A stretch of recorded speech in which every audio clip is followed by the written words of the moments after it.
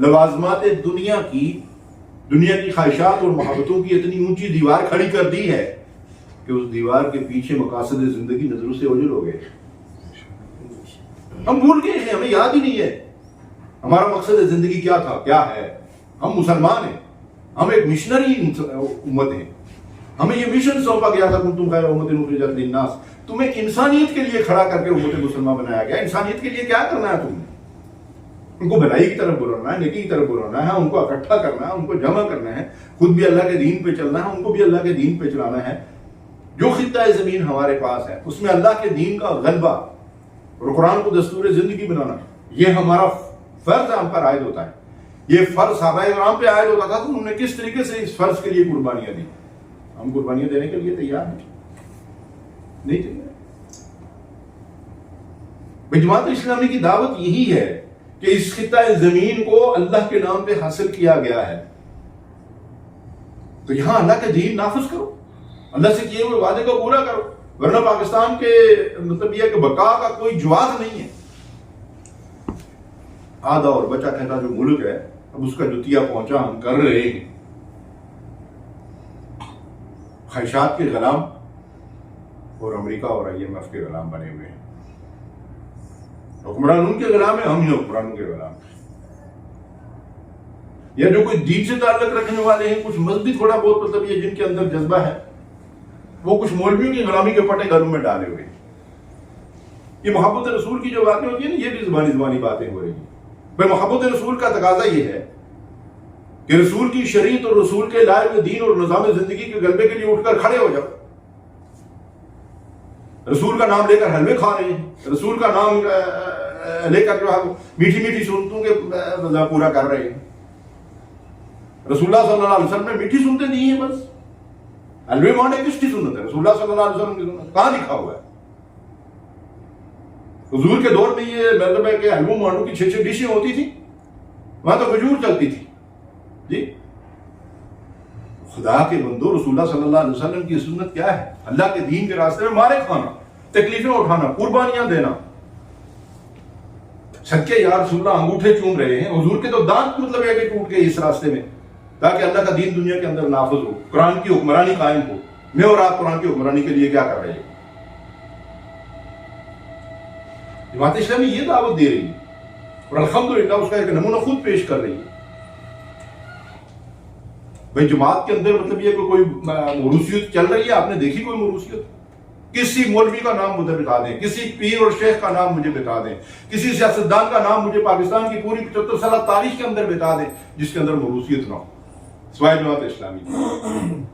حتیٰ کہ ڈاکٹر اسرار صاحب جیسا بندہ جو جماعت سے نکل کر تنظیم اسلامی بنائی تھی, موروثیت کا اس قدر شکار ہوئے کہ اپنی دنیا کی رخصتی سے پہلے اپنے بیٹے کے لیے جو ہے وہ تمام تنظیم اسلامی والوں سے بیعت لے لی. صرف ایک جماعت اسلامی جس کی جڑ وراثت نہیں ہے. مودودی صاحب کا اور میاں طفیل محمد صاحب کا کوئی رشتہ نہیں تھا میرے بھائی. اس کے بعد میاں طفیل محمد صاحب اہلیت اور صلاحیت کی بنیاد پر جماعت اسلامی کے امیر بنے.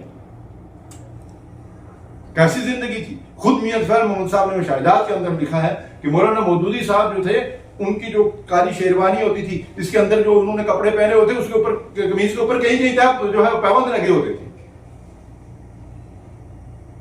اچرا کے قریب ان کا جو دفتر تھا ترجمان القرآن کا, عبد الرحمن کاف ایک عربی کے استاد تھے.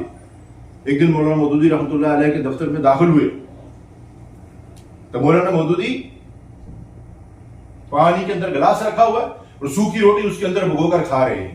مولانا مودودی صرف ایک کتاب جو ہے اس کو اگر فروخت کر دیتے اپنی ذات کے لیے تو ان کی آئندہ نسلیں جو ہے پتہ نہیں کتنا کھا سکتی تھی. اور وہ پانی کے اندر سوکھی روٹی بھگو کر کھا رہے ہیں, پیبند لگے ہوئے کپڑے پہنتے. یہی آدمی اطفال محمد رحمۃ اللہ علیہ کا تھا. یہاں دورے پر آئے ہوئے تھے, امیر جماعت تھے. دمام میں کسی ساتھی نے کہا کہ آپ کے گھر پہ میں منصورہ میں دیکھ کر آیا ہوں, بڑے مہمان آتے ہیں, بین الاقوامی لوگ مطلب یہ ہے کہ وہاں پہ آتے ہیں, آپ کے گھر میں فریج نہیں ہے, میں آپ کے گھر فریج بھجوا دیتا ہوں. نہیں مانا میاں طفیل محمد صاحب نے. مٹی کے گھڑے کا پانی خود پیتے تھے اور دوستوں کو پلاتے تھے. بچے بڑے ہوئے انہوں نے فریج وغیرہ لے لیا. جب اس بندے نے اصرار کیا تو میاں صاحب نے کہا کہ بھائی جماعت کے بیت المال میں یہ پیسے داخل کرا لو, بڑی مہربانی ہوگی تمہاری. عمرہ جماعت جتنے بھی رہے ہیں پوری دنیا کے دورے کرتے تھے. جہاں سے کوئی ذاتی خرچ کے لیے ان کی جیب میں پیسے ڈالتا تھا وہ پیسے بھی جا کر بیت المال میں جمع کراتے تھے. تو یہ نمونہ آپ کے سامنے رکھا ہوا ہے الحمدللہ. میاں طفیل محمد صاحب کے بعد قاضی صاحب آئے. میاں طفیل محمد صاحب جو ہے وہ کپور طرح ہندوستان کے رہنے والے تھے اور قاضی صاحب سرحد کے پٹھان تھے. کوئی رشتہ کوئی تعلق ہے؟ مولانا مودودی صاحب تو کثیر العیال ہیں. ان کے کتنے بیٹے ہیں؟ کوئی بیٹا کسی منظر پہ آپ کو نظر آتا ہے؟ اس کے اندر اہلیت صلاحیت نہیں ہے خالی والی. میاں طفیل محمد صاحب کا کوئی بیٹا کہیں پہ نظر آتا ہے؟ قاضی حسین احمد صاحب کے ایک بیٹے اہلیت کی اور صلاحیت کی بنیاد پہ جو ہے کچھ امور خارجہ کوئی ذمہ داری ان کو دی ہوئی ہے میرے خیال میں. اس کے بعد آپ دیکھیں کہ وہ سرحد کے بعد جو ہے وہ منور حسن صاحب اس شان کے انسان تھے. 2 کمروں کا گھر جس کے اندر سے مطلب یہ ہے ان کا جنازہ نکلا وہ بھی ان کی اہلیہ کو جہیز میں ملا. اور پہلی مرتبہ جب وہ کراچی سے امیدوار کی حیثیت سے کھڑے تھے تو پورے پاکستان کی تاریخ میں کسی انسان میں اتنے ووٹ حاصل نہیں کیے جتنے ان کو 1 لاکھ کچھ ووٹ حاصل کیے تھے منور حسن صاحب نے. اور اب آپ کے سامنے ہے سراج الحق صاحب.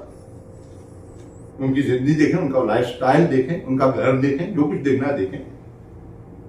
سرحد کے وزیر مالیات رہے ہیں پورا سیشن. بھائی کیا بنایا انہوں نے اپنے لیے؟ تو خدا کے لیے آنکھیں کھولو. جماعت کی دعوت یہ ہے کہ اللہ کے دین کو خود سیکھو, اس کو پڑھو, اس کو سمجھو, اس دین کے اوپر خود عمل کرو, اپنے گھر والوں کو کراؤ, اپنے ملک کو کراؤ, اور اس ملک کے اندر اللہ کے دین کو عملاً قائم کرو جس کا وعدہ ہم نے اللہ سے کیا ہو. تو محترم بھائیو, میرے اور آپ کے کرنے کی کچھ کام ہے, کچھ ذمہ داریاں ہیں, کچھ فرائض ہم پر آئے ہیں.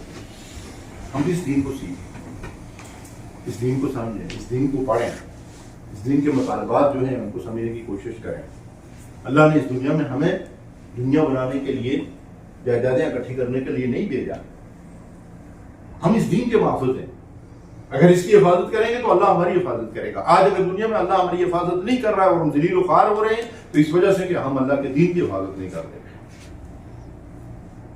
تو اللہ رب العالمین سے دعا ہے کہ اللہ ہمیں دین کا صحیح فہم عطا فرمائے اور ہر طرح کے اختلافات, انتشار, فرقہ بندی, گروہ بندی اور مسلکوں کے اختلاف سے نکل کر اللہ تبارک و تعالیٰ ہمیں خالص مسلمان بننے کی توفیق دے. اور اس اسلام کے جو تقاضے ہیں اللہ ان پر عمل پیرا بننے کی توفیق دے.